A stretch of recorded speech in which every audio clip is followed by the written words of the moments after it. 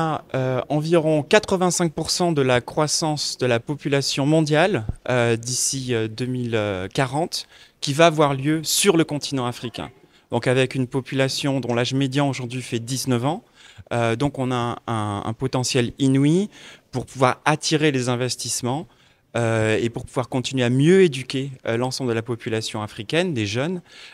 pour pouvoir répondre aux défis mondiaux. Donc aujourd'hui, on est vraiment face à un moment historique pour les économies mondiales et les économies de demain, pour pouvoir les préparer et être sur une bonne base, avec une population qui atteint l'âge secondaire qui a doublé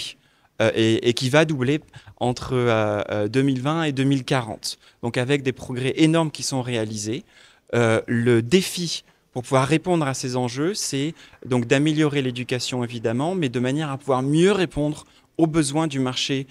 du travail. On a environ 80% des jeunes en Afrique qui souhaitent avoir des emplois de qualité en correspondant à leurs aspirations professionnelles et à leur meilleure éducation, mais qui n'arrivent pas à trouver ces emplois. Par exemple, en Afrique du Nord, on a 71% de la force de travail qui est en informalité. On a 64% de la force de travail sur le continent africain qui est en auto-emploi, auto-entrepreneur notamment, comparé à en Asie à seulement à 44% et 34% en Amérique latine. Donc on a des améliorations très importantes à faire à ce niveau-là pour que les jeunes aient des réponses sur les marchés du travail. Aujourd'hui, l'une des conséquences est aussi qu'on a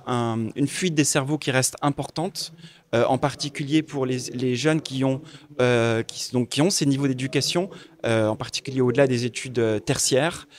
qui vont toucher en particulier un pays comme le Maroc évidemment, mais aussi des régions comme l'Afrique de l'Est, où on a donc une fuite des cerveaux qui est importante. Donc là, l'un des enjeux, ça va être comment assurer des passerelles pour pouvoir permettre à ces jeunes de pouvoir soit réinvestir, soit continuer à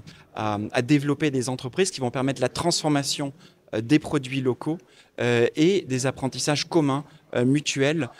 dans ce but de l'industrialisation, parce que sans industrialisation, on n'aura pas de création d'emplois suffisamment importante, en particulier d'emplois de qualité qui correspondent aux aspirations de ces jeunes, qui sont tout à fait naturelles, puisqu'ils sont mieux éduqués, avec beaucoup d'efforts qui sont faits de politique pour pouvoir améliorer l'éducation. Donc là, il s'agit aussi de travailler avec le secteur privé. On constate que donc le secteur, par exemple, de la vocation technique, l'apprentissage technique et vocationnel est très important, mais il reste souvent trop dépendant sur l'ensemble des pays africains, par exemple, de bailleurs, donc de partenaires internationaux. Donc là, ce sont des éléments qui sont salutaires, qui sont très importants, mais si on a ces bailleurs qui se retiraient, dans un contexte où on a aussi de l'aide au développement qui diminue, on pourrait avoir donc des jeunes qui n'auraient plus de formation, par exemple. Donc là, on a des enjeux très importants pour avoir une meilleure adéquation, une meilleure appropriation avec les besoins des entreprises privées. Là, on constate aussi qu'il y a une sous-représentation des jeunes femmes, il y a à peine 22 pays où il y a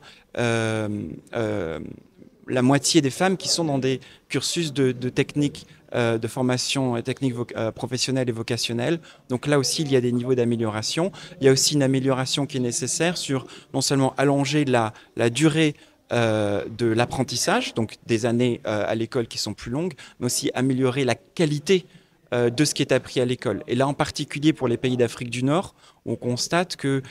donc d'après les données que nous avons analysées, la différence entre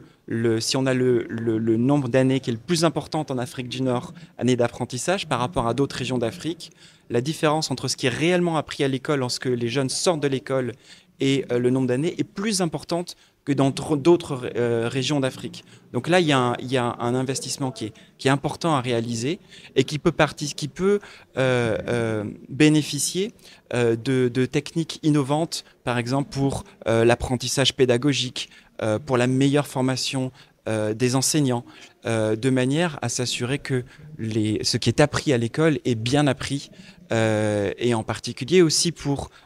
diminuer les inégalités entre zones rurales, entre zones urbaines, inégalités socio-économiques et inégalités de genre. On a souvent des cas de filles qui apprennent mieux, qui ont des meilleurs résultats dans tout ce qui est les tests sur apprentissage à lire, à écrire, aussi les mathématiques, mais qui ont moins de place, qui sont moins représentées dans la force de travail, notamment dans les statistiques de participation au marché de l'emploi, du chômage. Et donc là encore, il y a une meilleure adéquation et une meilleure passerelle à trouver entre la formation d'un côté, avec les entreprises privées, et les opportunités qui sont trouvées par les jeunes dans la région et dans le continent.